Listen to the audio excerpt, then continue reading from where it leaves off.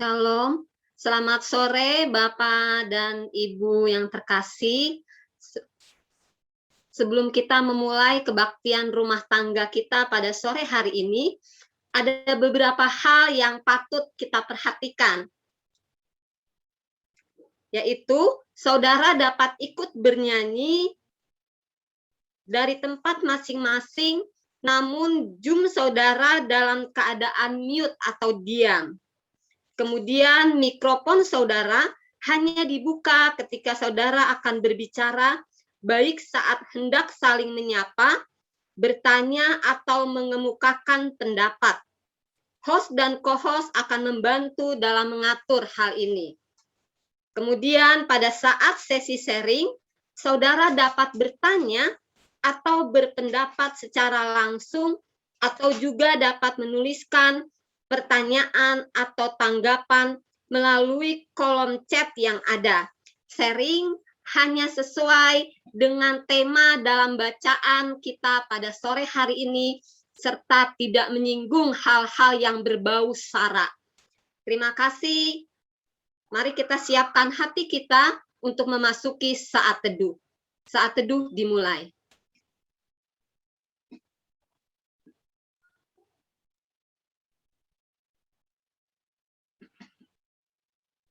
Saat teduh selesai. Saya minta tolong untuk Ibu Neni untuk membantu saya membaca bagian jemaat ya Bu Nen.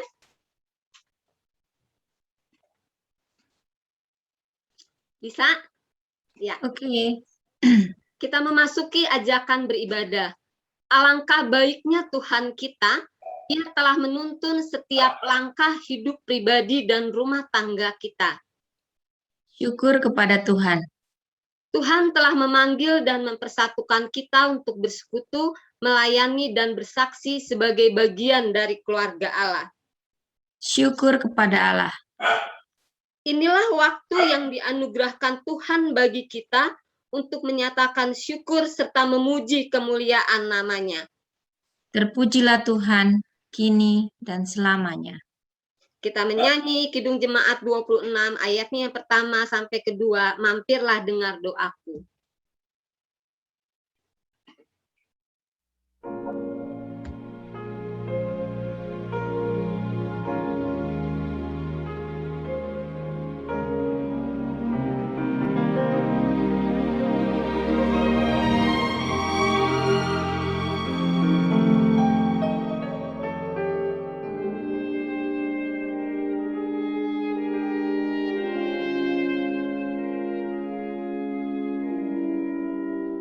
Mampirlah dengar doaku, Yesus penebus.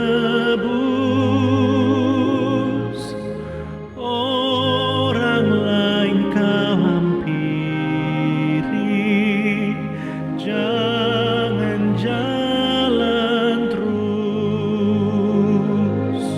Yesus Tuhan,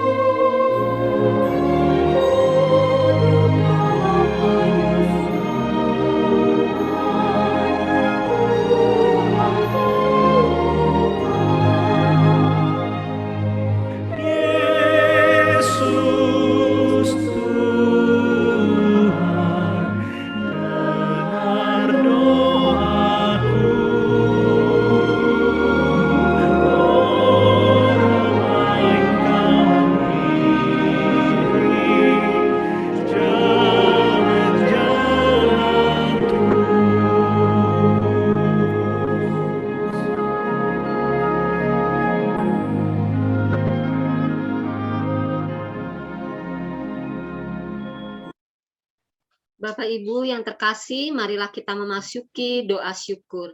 Mari kita berdoa. Inilah kami, Bapa di dalam surga, pribadi lepas pribadi, keluarga lepas keluarga, yang hadir dalam kebaktian rumah tangga pada sore hari ini melalui Zoom. Kami meyakini dengan iman bahwa Engkau mendengar setiap doa yang kami sampaikan, dan pada sore hari ini kami ingin menaikkan doa syukur kami. Bersyukur baik sebagai pribadi maupun keluarga atas penyertaan dan pimpinan-Mu di sepanjang kehidupan kami, 1 minggu yang lalu sampai dengan hari ini, kasih setia-Mu tidak pernah meninggalkan kami. Berkat-berkat-Mu selalu tercurah atas hidup kami. Kami mengucap syukur untuk semuanya itu, Bapa, atas kebaikan-Mu, atas kasih sayang-Mu di dalam hidup kami. Walaupun kami penuh dengan kesalahan, walaupun kami penuh dengan dosa, tetapi Engkau tetap mengasihi kami. Hanya Engkau yang layak menerima segala ucapan syukur kami, yang kami alaskan hanya di dalam nama Tuhan kami, Yesus Kristus. Amin. Sebelum kita membaca dan merenungkan firman Tuhan yang nanti akan disampaikan oleh Penatua Ivon Christina, kita menyanyi doa mengubah segala sesuatu.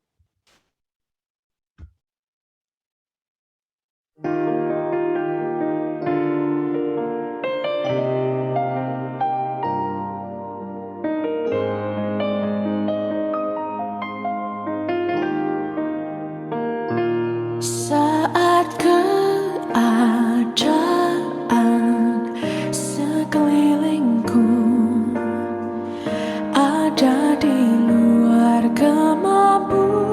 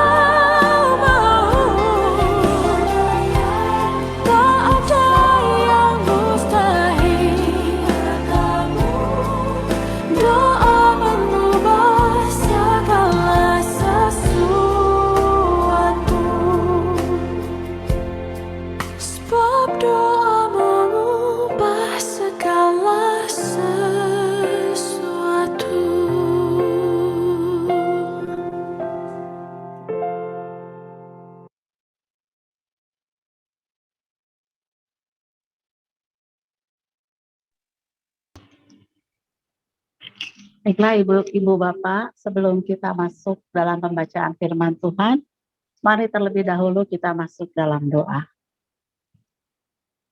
Tuhan Allah yang penuh rahmat, karuniakanlah bagi kami Roh Kudus yang akan membimbing kami dalam membaca dan merenungkan firman Tuhan.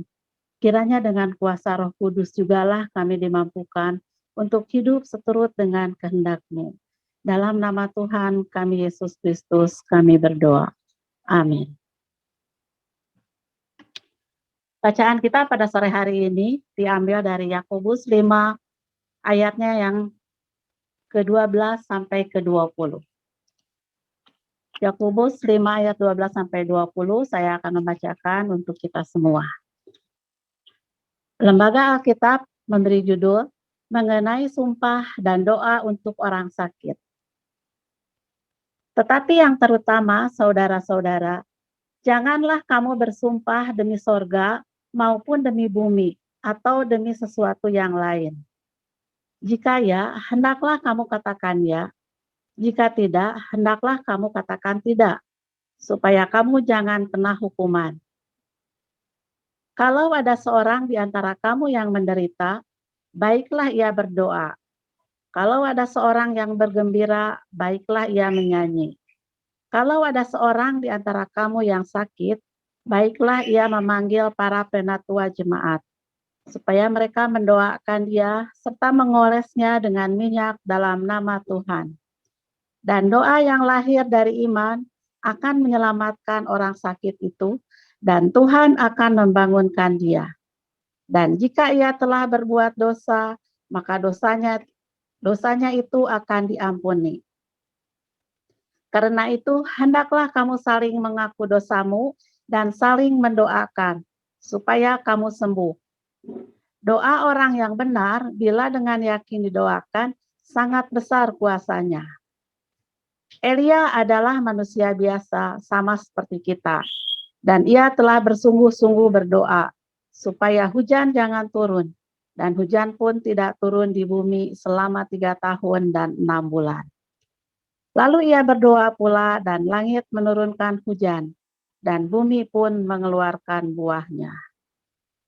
Saudara-saudaraku, jika ada di antara kamu yang menyimpang dari kebenaran, dan ada seorang yang membuat dia berbalik, ketahuilah bahwa barang siapa membuat orang berdosa berbalik dari jalannya yang sesat, ia akan menyelamatkan jiwa orang itu dari maut dan menutupi banyak dosa. Demikianlah firman Tuhan.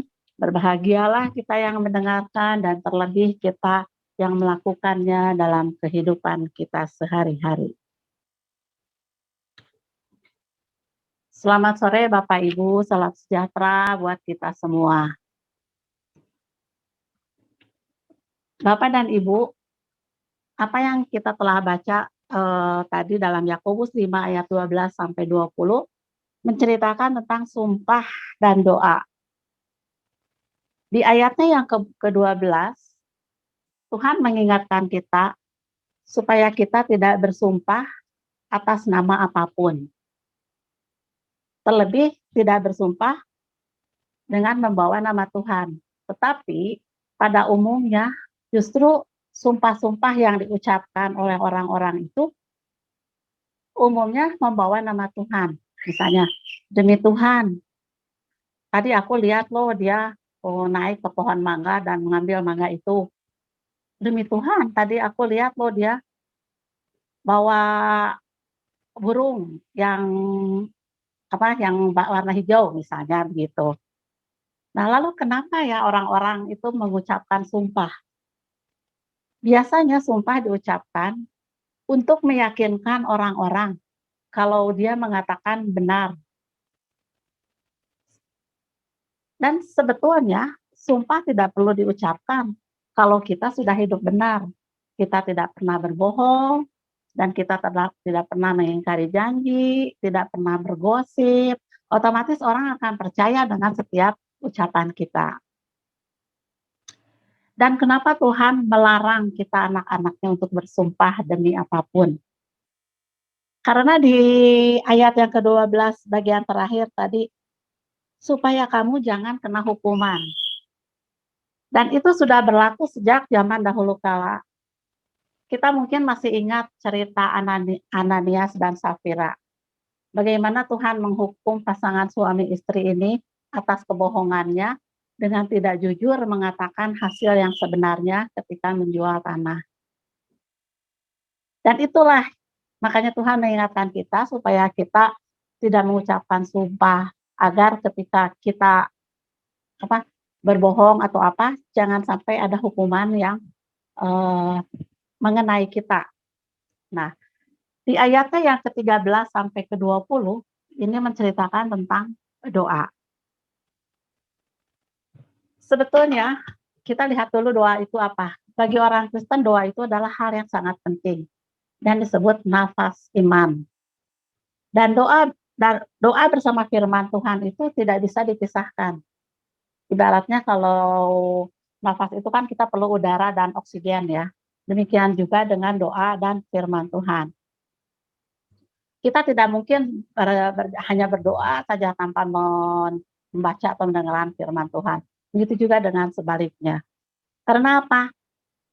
Dengan berdoa adalah cara kita berkomunikasi dengan Allah. Dan cara Allah berkomunikasi dengan kita adalah melalui firman-Nya yang kita dengar dan kita baca. Kita mengenal beberapa jenis doa yang sering kita ucapkan. Misalnya doa pengakuan iman, doa syukur, doa pengampunan dosa, doa syafaat. Nah, apakah doa-doa ini ketika kita mengucapkannya Tuhan mendengarkan? Pada umumnya semua doa itu Tuhan mendengarkan. Tapi tidak semuanya Tuhan menjawab dan mengabulkan. Ada yang dikabulkan, ada yang ditunda, ada yang ditolak.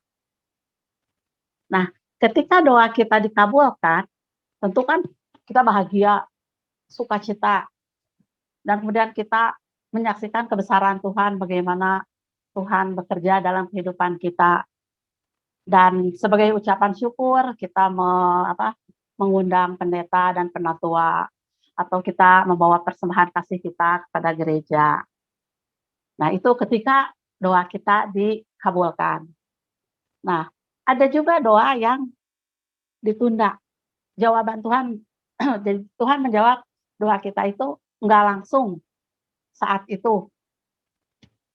Nah, seringnya kita tidak sabar dalam menunggu jawaban dari Tuhan. Sehingga kita cepat-cepat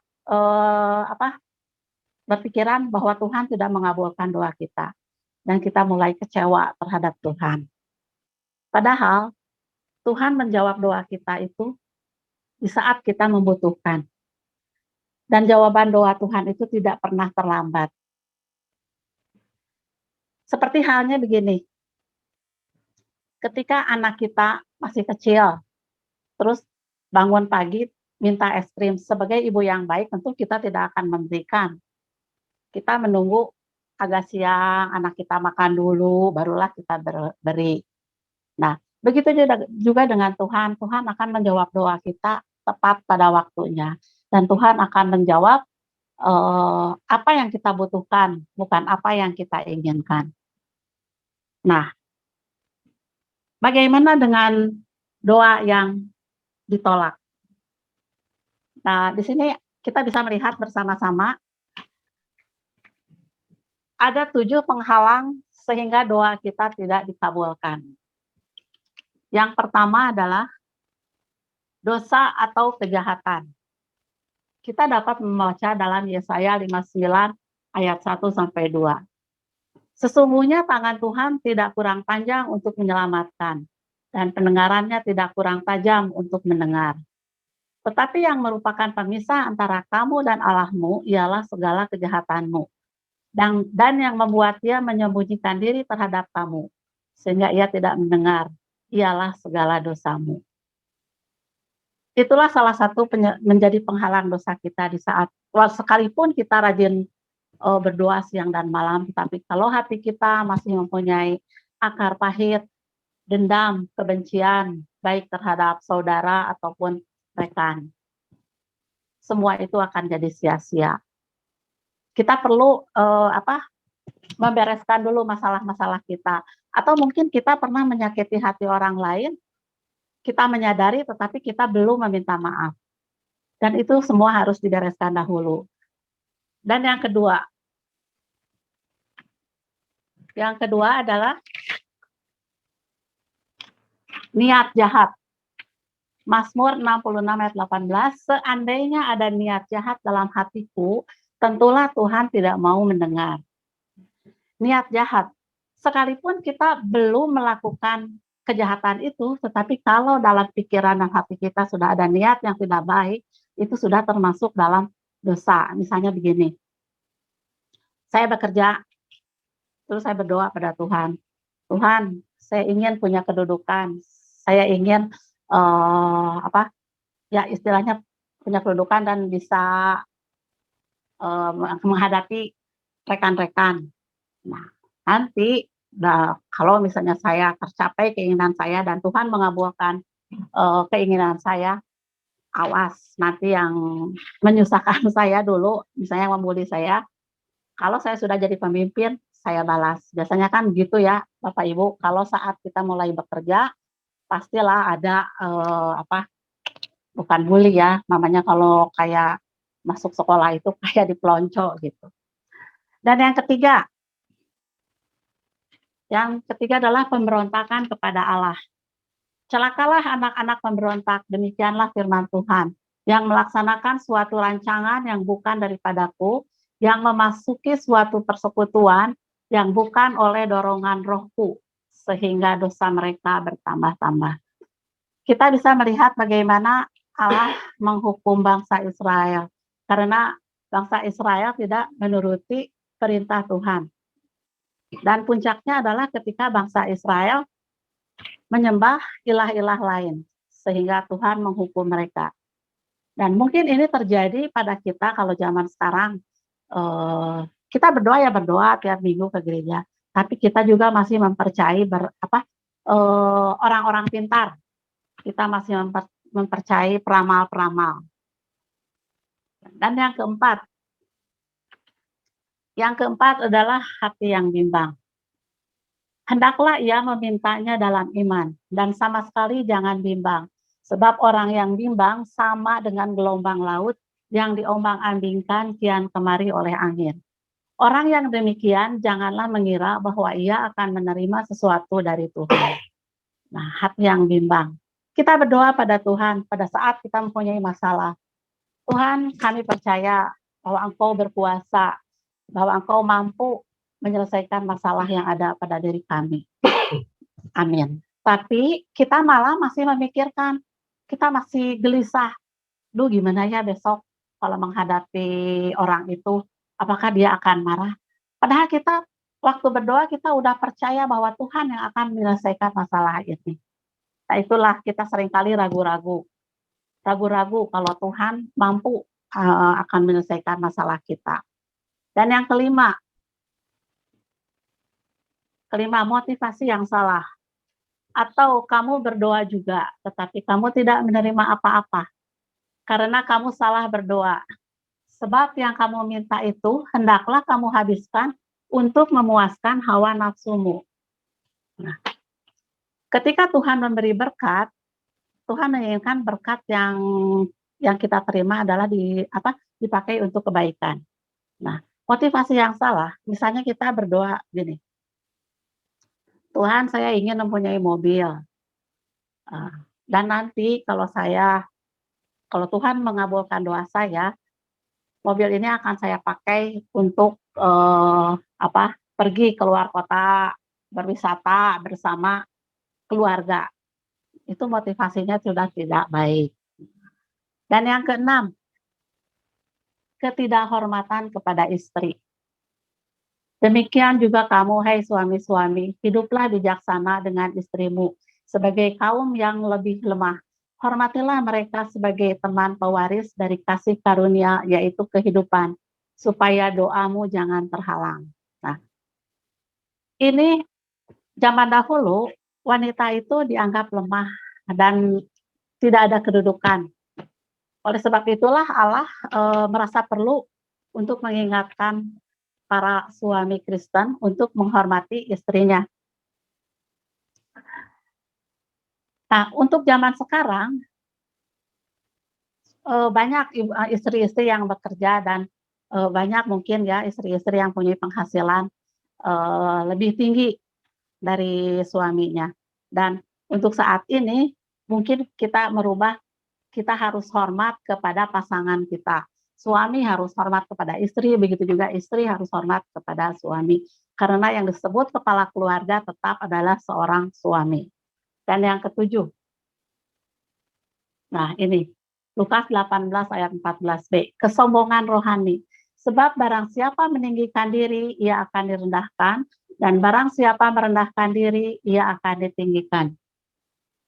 Kesombongan rohani adalah hal yang paling berbahaya karena Allah tidak menyukai kesombongan.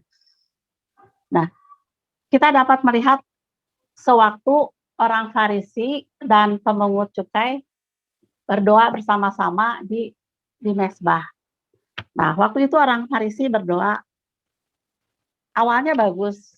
Tuhan, saya bersyukur kalau saya bisa bahwa kehidupan saya lebih baik. Saya tidak seperti pemungut cukai ini. Saya rajin memberi, rajin berbakti. Nah, hal-hal seperti itu yang Tuhan tidak suka. Dan mungkin tanpa kita sadari, kita pun sering membandingkan dengan orang-orang bahwa aku mah lebih baik. Aku kan rajin ke gereja, aku kan rajin KRT. Daripada dia kan KRT nggak pernah muncul atau apa. Nah, hal-hal seperti itu Tuhan tidak suka. Nah, dan inilah 7 hal yang menjadi penghalang kita sehingga doa kita tidak dikabulkan. Dan apakah kita termasuk ada di salah satu dari ketujuh ini? Nah, kita boleh jawab masing-masing dalam diri kita. Nah, lalu bagaimana supaya doa kita dikabulkan?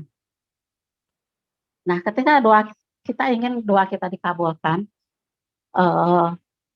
mari kita mendekatkan hati kita kepada Tuhan dengan menjadi sahabat Tuhan. Menjadi seorang sahabat Tuhan adalah ketika kita mengetahui apa keinginan Tuhan, apa kesukaan Tuhan, dan apa yang harus dilakukan. Nah, hubungan seorang sahabat itu tidak bisa terjalin dengan singkat. Kita punya sahabat tentunya sudah kita berteman selama bertahun-tahun. Nah, begitu juga, apakah kita sudah mempunyai hubungan yang baik dengan Tuhan selama bertahun-tahun? Apakah kita berdoa pada Tuhan pada saat kita perlu saja? Dan tentunya hal seperti ini bagi seorang sahabat tidak akan Tuhan tidak akan mendengarkan. Karena seorang sahabat itu menjadi prioritas. Nah, seperti halnya begini. Misalnya saya punya sahabat yang punya kedudukan di perusahaannya. Nah, terus suatu saat saya berkunjung ke perusahaannya dan dia sedang sibuk. Nah, terus satpamnya bilang, oh nggak bisa, ibu ini tidak bisa dikunjungi karena sedang sibuk bla bla. Terus kita bilang ya sudah nggak apa-apa, cuman tolong aja sebutkan saya datang. Nah, ketika si satpam itu ngasih tahu ke teman kita itu bahwa kita datang, karena dia mengenal kita dengan baik, tentunya dia akan merespon sekalipun dia sibuk, tapi saat dia pulang dia akan menghubungi balik kita. Nah, itulah perlunya hubungan intim kita dengan Tuhan gitu. Dan yang kedua adalah ketika kita berdoa, berdoalah dengan tulus. Ada istilah berdoa dengan hati yang hancur, yang artinya ketika kita berdoa itu kita menanggalkan semua ego kita. Apakah kita punya kedudukan tinggi, tapi saat di mata Tuhan kita adalah bukan siapa-siapa. Dan itu yang Tuhan inginkan, bahwa kita menghadap Tuhan dengan segala kerendahan hati. Dan kemudian mengundang hadirat Tuhan saat kita berdoa. Bagaimana mengundang hadirat Tuhan? Yaitu dengan kita lantunkan puji-pujian sebelum kita berdoa. Dan itu kita akan merasakan suatu hal yang berbeda. Karena terkadang sebelum kita berdoa, ada juga orang-orang yang lebih tersentuh hatinya ketika mendengarkan puji-pujian. Dan mungkin kita pernah mengalami di saat kita benar-benar dalam suatu masalah yang besar, kita sudah tidak bisa berkata-kata. Tetapi lagu pujian akan mewakili perasaan kita pada saat itu. Dan kita bisa menemukan begitu banyak sekarang puji-pujian yang mewakili hal-hal masalah yang kita hadapi. Dan untuk sore hari ini saya mencukupkan sampai di sini. Tetapi di sini kita akan berbagi dari pertanyaan yang Bapak dan Ibu bisa lihat dari warta. Pertanyaannya adalah, apa yang harus kita lakukan ketika Allah menjawab doa kita dengan cara yang berbeda dan tidak seperti yang kita harapkan? Jadi ketika kita berdoa, Allah itu bukannya menolak, menunda, tetapi menjawab dengan cara yang berbeda. Nah, tidak seperti yang kita harapkan. Apa yang kita lakukan? Dan yang keduanya, apa yang bisa kita lakukan untuk menyelaraskan keinginan yang kita sampaikan di dalam semua doa kita dengan kehendak Allah? Saya tidak akan menunjuk siapa-siapa, tetapi siapa saja yang mau berdiskusi atau mau sharing atau mau bersaksi, silahkan.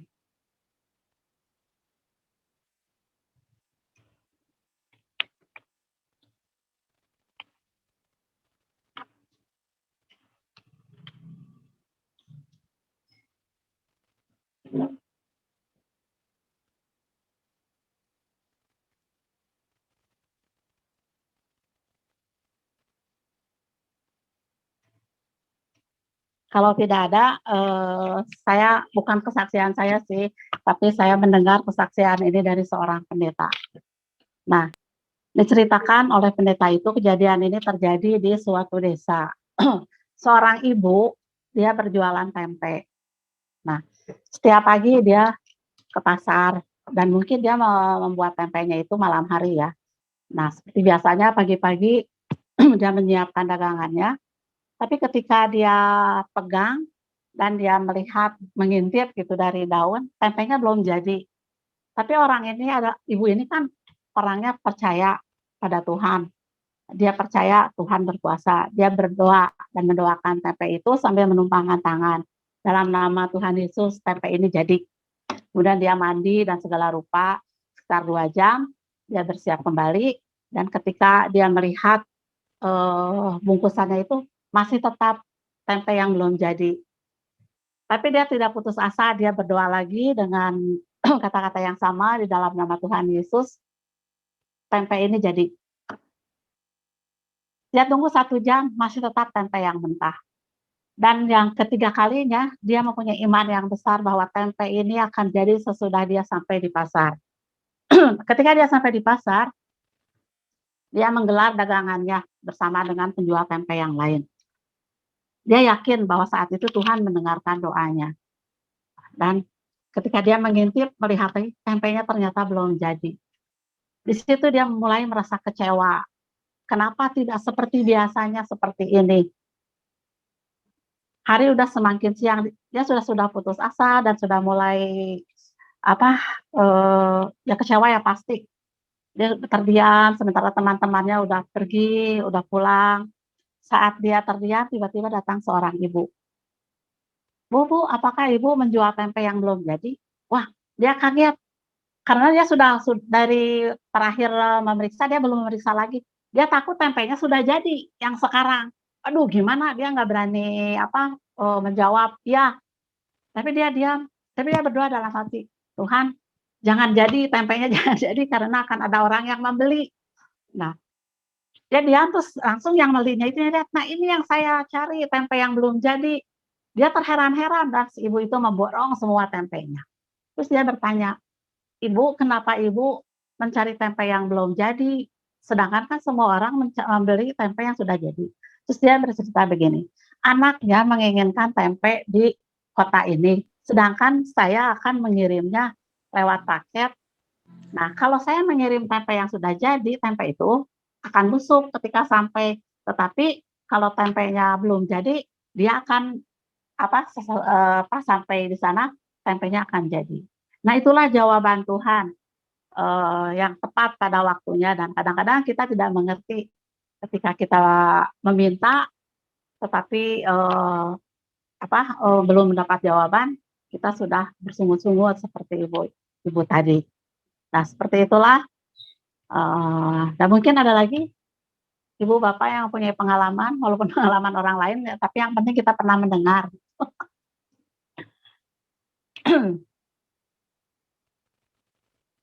Ya, saya coba Bu Ivon.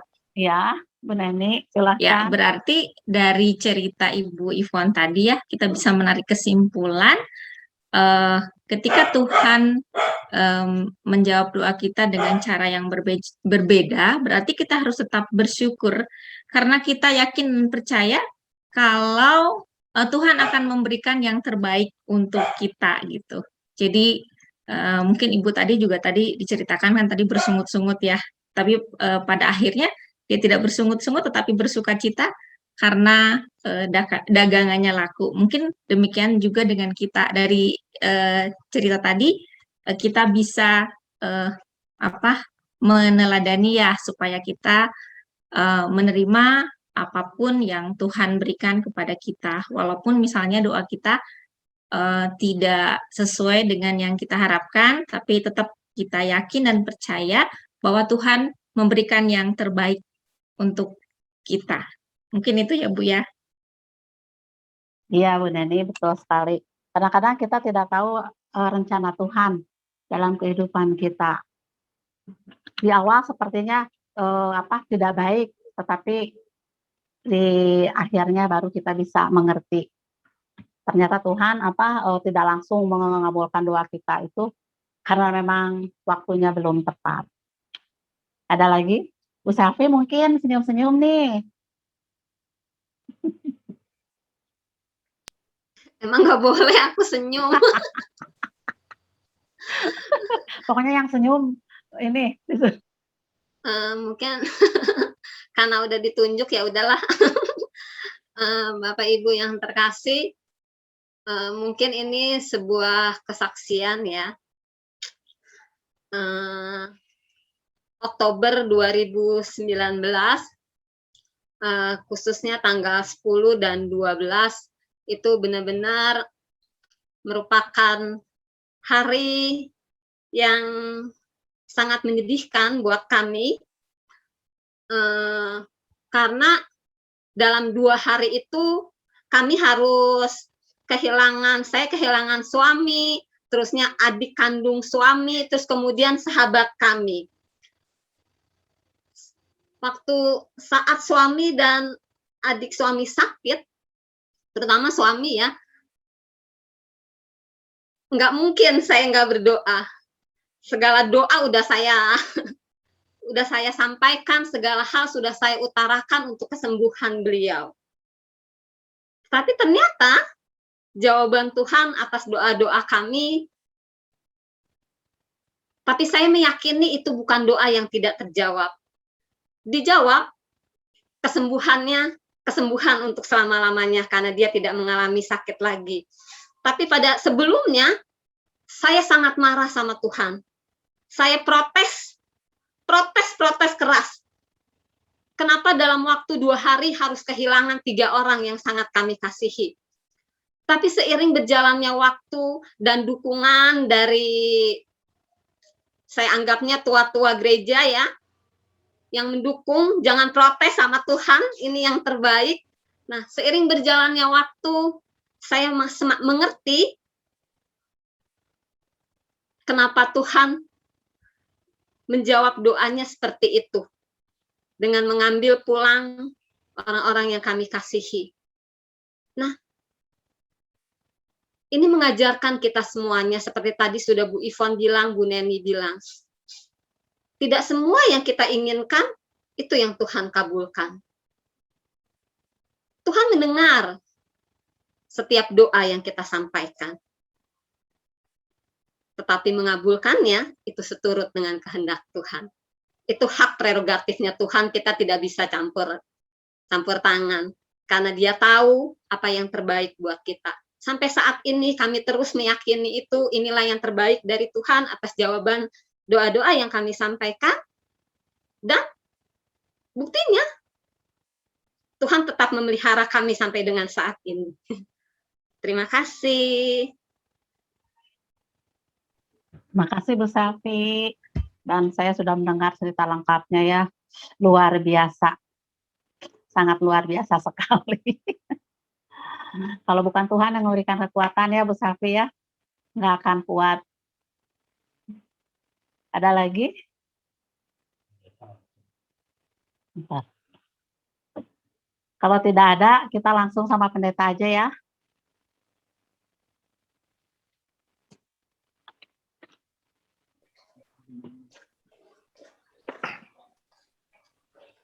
Ya, Bapak Ibu, saya pikir sih semua juga sudah baik apa yang sudah disampaikan tadi Bu Ivon dengan penjabarannya. Artinya dengan tema didengarkan oleh Allah. Siapa sih yang nggak mau didengarkan oleh Allah ya? Setiap orang pasti pengen didengarkan oleh Allah. Orang didengarin sama orang saja, kita berharap bahwa apa yang kita utarakan, apa yang kita punya pandangan, ataupun apa yang kita ingin sampaikan, kalau kita didengarkan sama orang aja mungkin ya kita merasa senang gitu ya. Kita mungkin merasa, oh iya berarti keberadaan kita ini diakui oleh orang lain, ataupun juga pandangan, ataupun juga curahan hati kita, curhat kita, ataupun berbagai macam kesaksian kita juga didengarkan oleh orang lain. Itu tentu akan menjadi suatu hal yang menguatkan kita dan menyenangkan hati kita. Nah, apalagi didengarkan oleh Allah gitu ya. Cuma persoalannya adalah ketika kita menyampaikan berbagai macam hal yang ada di dalam kehidupan kita untuk bisa didengarkan oleh Allah, persoalannya adalah apa sih yang menjadi misalnya tujuan dari itu semua gitu ya. Nah, persoalan-persoalan yang hal itulah yang seringkali mungkin menjadi sesuatu hal yang nantinya akan menentukan bagaimana respon kita terhadap respon Allah, kembali lagi, atas setiap doa atau permohonan kita. Sama seperti yang tadi disampaikan, misalnya ilustrasi tentang ibu penjual tempe dan segala macamnya. Persoalannya adalah, apakah yang disampaikan itu semua dirasakan sebagai sesuatu hal yang menentukan kehidupan kita atau bukan. Karena seringkali kita berpikir bahwa apa yang ada di doa kita itu ada sesuatu hal yang menentukan kehidupan kita, yang menentukan masa depan kita, yang menentukan nantinya apa yang akan terjadi bagi kehidupan keluarga kita di masa yang akan datang. Seperti si penjual tempe tadi, saya nggak latar belakangnya apa. Kalau jualannya, misalnya kita mengupas itu, kalau jualannya nggak laku, dia nggak dapat uang. Nah, kalau nggak dapat uang, dia nggak bisa beli beras, walaupun dia punya tempe. Kalau nggak punya beras, keluarganya nggak makan. Atau mungkin kalau nggak jualan tempenya nggak itu, nanti anaknya nggak bisa sekolah. Atau ada hal-hal yang lain lagi, mungkin ada kebutuhan yang lain lagi. Oh, kalau tempe ini nggak bisa kejual, besok bayar listrik gimana? Artinya ada begitu banyak hal-hal yang mungkin kita pikirkan ketika kita memohon kepada Tuhan, sesuatu hal ya tentunya pastinya bukan hanya sekedar sesuatu hal yang kita inginkan biasa saja.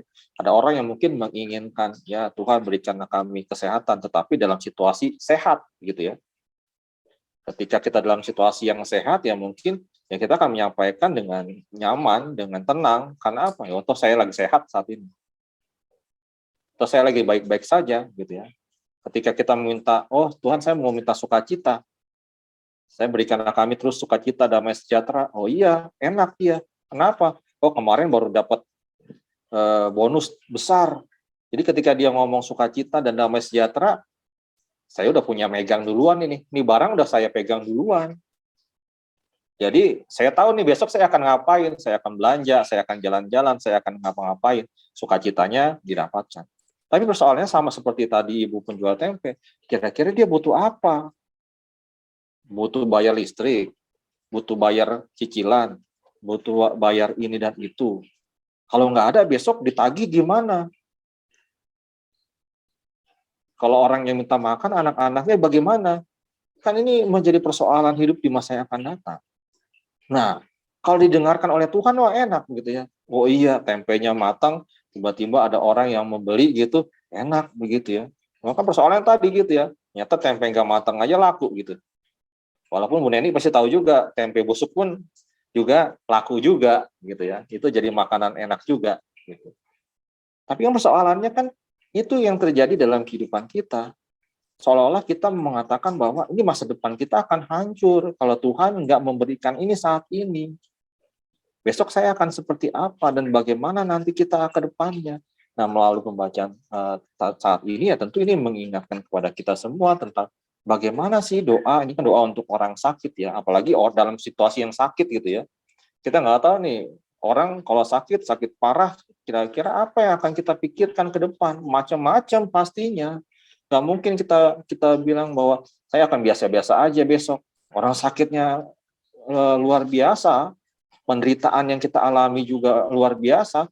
Belum tentu orang lain yang menghibur kita pun merasakan hal yang sama dengan apa yang kita rasakan. Kayak tadi, duka citanya ini mendalam, gitu ya. Belum tentu sama nih rasanya dengan orang yang datang untuk menghampiri kita. Belum tentu. Yang tahu adalah kita. Maka yang menjadi pertanyaannya adalah besok kita akan seperti apa nih dengan sakit yang sama, dengan penderitaan yang sama seperti ini, bahkan penderitaan yang semakin berat, semakin menekan segala macam. Besok saya jadi apa gitu. Kalau saya jadi apa artinya apa? Ya bagaimana kita mau melihat bahwa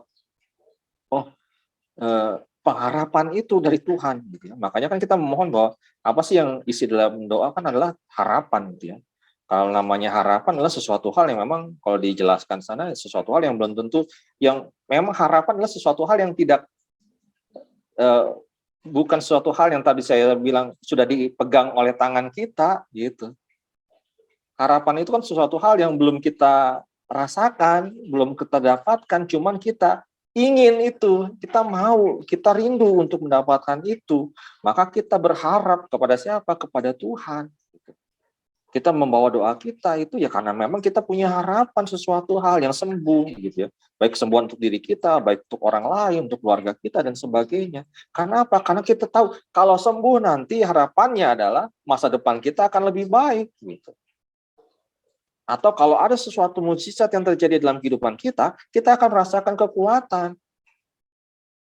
Kedukaan kita, kesedihan kita dihiburkan. Artinya apa? Oh, kalau kita sudah mendapatkan penghiburan, kita akan merasakan apa? Oh, kita bangkit lagi, semangat lagi, gitu ya.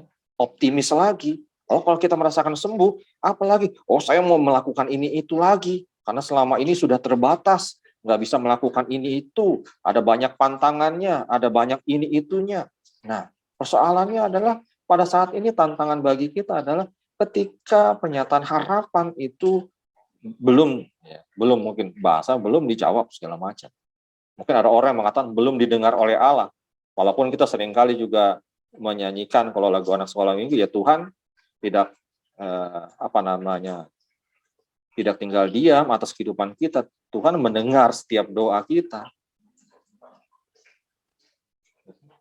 Tuhan mendengar, Tuhan melihat gitu ya. Tuhan mendengar, Tuhan melihat. Tapi persoalannya adalah apa yang kita lakukan pada saat ini? Apakah harapan itu tetap ada bagi kita? Nah, satu hal yang menjadi harapan yang sudah nyata bagi kita adalah harapan akan keselamatan. Karena itu sudah diberikan oleh Tuhan Yesus Kristus bagi kita semuanya. Apakah keselamatan itu cukup bagi kita? Kadang-kadang secara iman kita bisa mengatakan bahwa ya, itu suatu anugerah yang paling besar yang diberikan oleh Tuhan adalah keselamatan dari Tuhan Yesus Kristus. Selamat udah dikasih, gitu ya. Selamat sudah diberikan bagi kita, gitu ya. Selamatan itu. Tapi persoalannya adalah kita cukup nggak dengan selamat dari Tuhan Yesus hidup kita. Kadang-kadang kita merasa ini nggak cukup nih kalau cuma dikasih keselamatan doang. Kalau dikasih nanti ya kehidupan yang kekal, karena kita masih kehidupan yang fana ini belum kepake, seolah begitu ya. Seolah-olah ini anugerah ini belum kepake nih.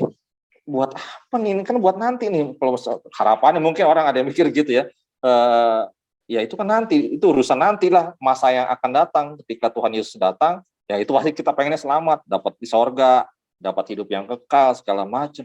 Tapi kalau keselamatan yang kalau dimaksudkan itu adalah hal yang itu, ini udah cukup enggak dalam kehidupan kita? Ternyata banyak orang yang mengatakan bahwa enggak, belum. Karena dalam keselamatan dari Yesus tentu ada suatu syarat adalah bagaimana kita hidup di dalam terang firman-Nya, bagaimana kita diajak untuk tetap setia, tetap taat, tetap melakukan kebenaran, tetap beriman, tetap berharap pada Tuhan. Dan itu kan banyak banget nih. Masalahnya kita tekun nggak untuk melakukan semuanya itu. Andai pun kita misalnya menyampaikan doa kita, pertanyaannya sejauh mana, sebesar apa kesabaran kita?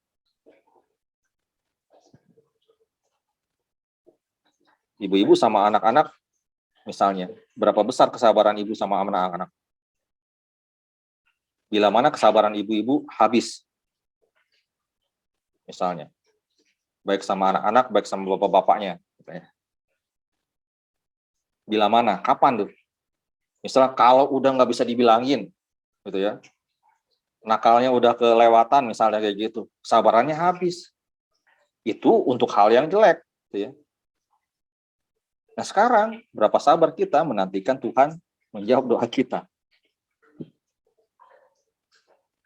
Sebenarnya semua orang udah punya, kalau dikasih tahu doanya benar nggak? Ya saya pikir semua doa ketika disampaikan semuanya itu, ya apalagi dalam penderitaan, pasti sungguh-sungguh lah ya, apalagi dalam penderitaan, segala macam, pasti kita sungguh-sungguh doanya. Persoalannya adalah, ya tadi, bagaimana kita mau melihat semuanya itu dengan kesabaran, ya tentunya dengan iman, percaya, dengan bagaimana kita melihat bahwa ternyata kadang-kadang seperti penjual tempe tadi, ya Tuhan ternyata memberikan jawaban yang lain, dan kita harus menerima jawaban itu.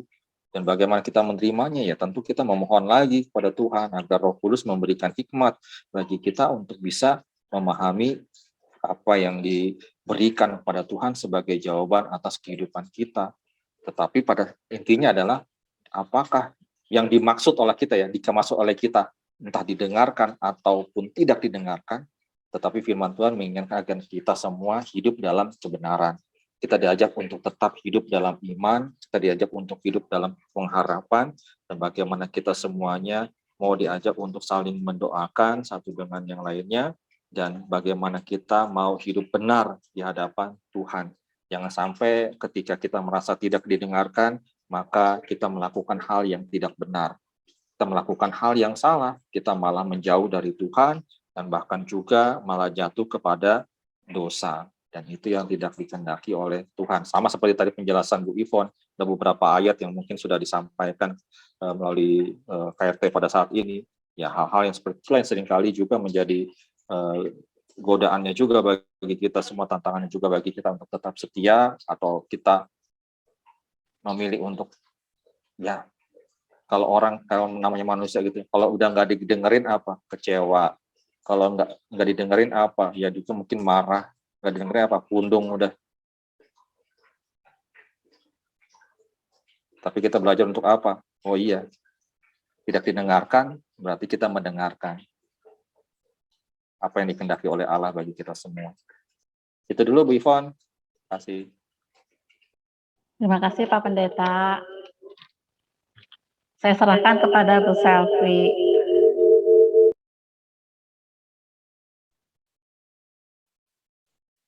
Terima kasih Ibu Penatua Ivon Kristina untuk pemberitaan firman-Nya pada sore hari ini. Bapak Ibu yang terkasih, kami mengajak semua untuk kita dapat menghimpun persembahan syukur. Namun sebelumnya, ada nats firman Tuhan yang mengingatkan kita yang terambil dari 2 Korintus 9 ayatnya yang ke-7. Hendaklah masing-masing memberikan menurut kerelaan hatinya. Jangan dengan sedih hati atau karena paksaan, sebab Allah mengasihi orang yang memberi dengan sukacita. Persembahan dapat saudara berikan melalui scan QR Code menggunakan aplikasi dompet digital, atau transfer ke rekening gereja, atau dengan mengantar dan memasukkan persembahan saudara ke kotak yang tersedia di gereja. Semoga Tuhan senantiasa memberkati setiap persembahan yang kita berikan. Kita menyanyi dari Kidung Jemaat 291, mari bersyukur semua.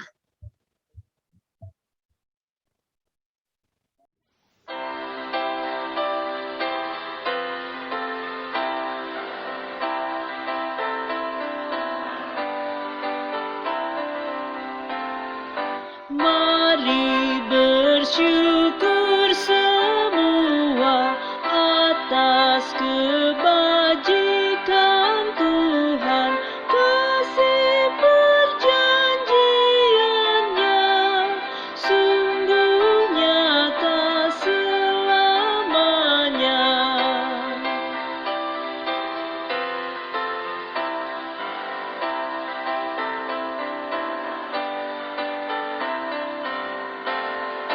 Langit bumi ciptaannya mencerminkan kuasanya, kasih perjanjiannya sungguh nyata selamanya.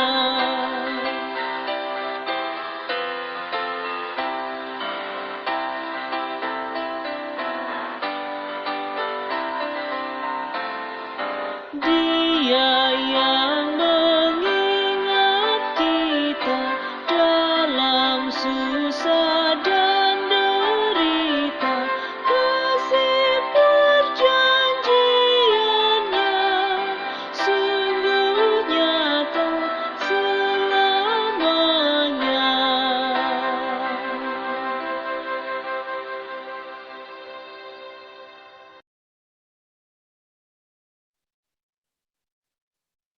Allah, sumber segala berkat di dalam kehidupan kami mengucap syukur untuk setiap berkat yang Engkau limpahkan di dalam hidup kami. Dan pada sore menjelang malam hari ini dalam kebaktian rumah tangga, pada sore hari ini kami diingatkan untuk memberikan persembahan syukur kami. Walaupun kami tidak beribadah KRT di gedung Yosana, tetapi di rumah kami masing-masing, tapi Engkau terus mengingatkan kami untuk terus memberikan persembahan sebagai rasa ungkapan syukur kami, karena Engkau sudah terlebih dahulu memberkati kami.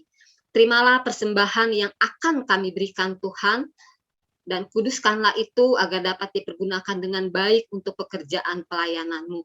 Di dalam nama Tuhan Yesus, Sang Sumber segala berkat, kami sudah berdoa. Amin. Doa syafaat akan dipimpin oleh Ibu Penatua Ivons.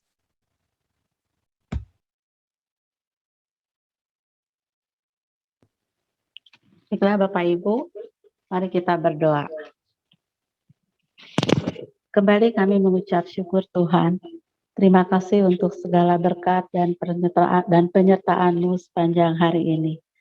Saat ini juga kami bersyukur untuk kesempatan yang Tuhan berikan, di mana kami boleh dikenyangkan oleh firman-Mu. Terima kasih Tuhan, kalau hari ini kami diingatkan untuk hidup benar dan berjalan sesuai dan seturut dengan kehendak-Mu. Ampuni segala kesalahan kami, apabila melalui sikap dan perbuatan kami telah menyakiti orang lain. Bapa, saat ini juga kami berdoa untuk saudara-saudara kami yang sedang sakit.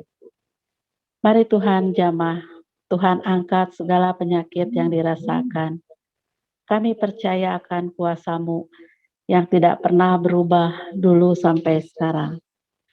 Kami juga berdoa untuk pandemi COVID-19 yang belum hilang.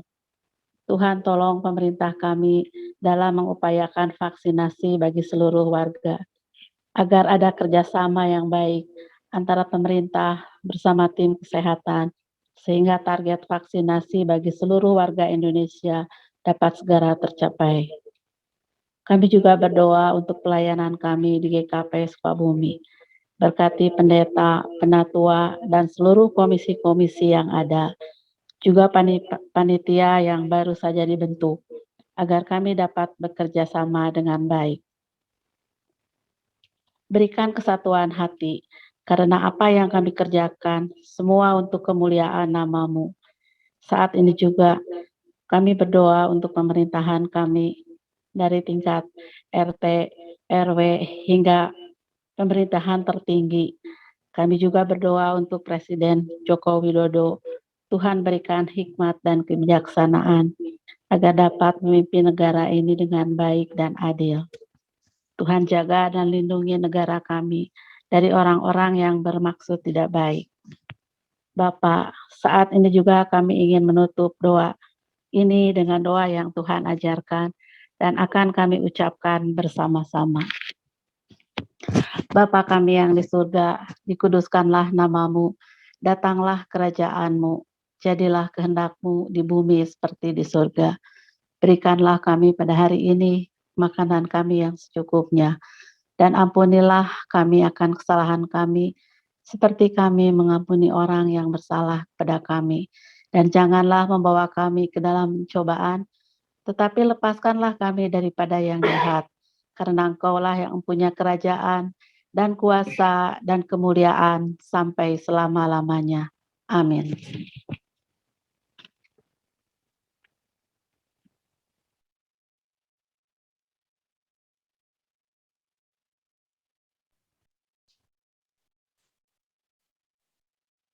Bapak Ibu yang terkasih, kembali kita menyanyi nyanyian penutup PKJ 288.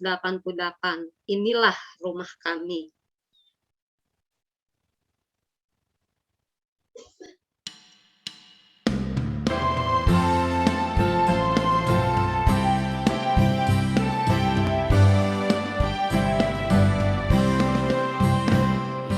Inilah rumah kami, rumah yang damai dan senang. Siapa yang menjamin, tak lain Tuhan sajalah. Alangkah baik dan indah jikalau Tuhan beserta. Sejahtera semua, sekeluarga bahagia.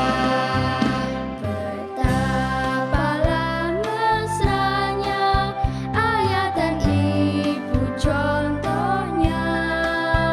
Semua anak-anak ikut teladan tindaknya. Alangkah baik dan indah jikalau Tuhan beserta.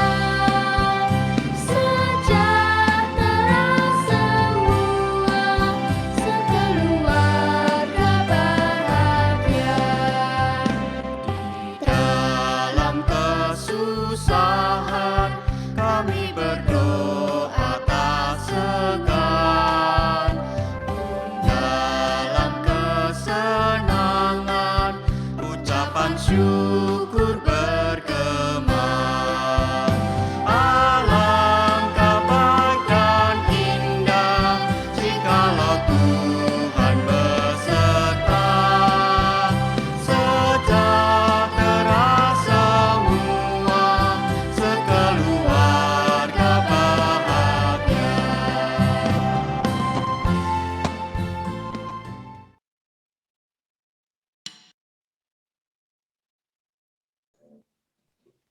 Baiklah, kita akan masuk dalam berkat. Dan Allah sumber segala kasih karunia yang telah memanggil kamu dalam Kristus kepada kemuliaannya yang kekal, akan melengkapi, meneguhkan, menguat, dan mengokohkan kamu sekalian.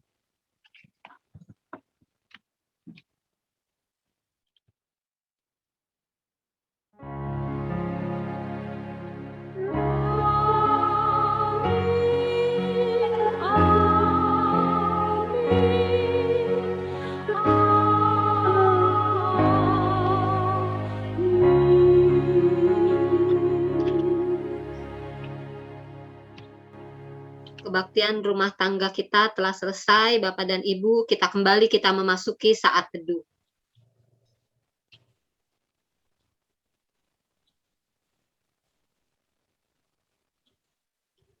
Saat teduh selesai. Kami mengucapkan terima kasih untuk Bapak dan Ibu yang sudah hadir dalam kebaktian rumah tangga melalui Zoom pada sore dan malam hari ini. Tuhan Yesus memberkati. Terima kasih Pak Pendeta, Bu Selvi, Bapak dan Ibu yang sudah Ya. hadir pada sore hari ini. Tuhan memberkati. Ya, selamat malam semuanya. Tuhan berkati. Terima kasih, Bu Eva. Sehat-sehat Bu ya Ivon. Bapak dan Ibu. Terima kasih Bu Selvi. Terima kasih Amin. semua. Terima kasih. Sehat-sehat ya Bapak dan Ibu. Saya izin pamit. Ngambil gambar dulu nggak? Sama. Oh iya, foto dulu. Foto dulu. Mas pamit aja nih. Iya. Tolong dibuka Oh. itunya. Siapa yang mau foto? Pak Pendeta. Nggak bisa, saya. Oh, saya Pakai juga nggak bisa. handphone. Pakai Dari admin handphone. aja, Bu. Dari admin ya. Dimulai. Ya. 1, 2, 3. Oke, makasih. Lagi dong, Dapat. sekali lagi. Satu Sekali lagi. lagi. Oke. 1, 2, 3. Terima kasih. Terima Oke, kasih selamat Bapak dan malam Ibu. semua. Pendeta, Bu Sehat-sehat Pendeta. ya. Selamat Sehat-sehat malam. semua. Tuhan Selamat Yesus malam. memberkati. Dadah. Ah.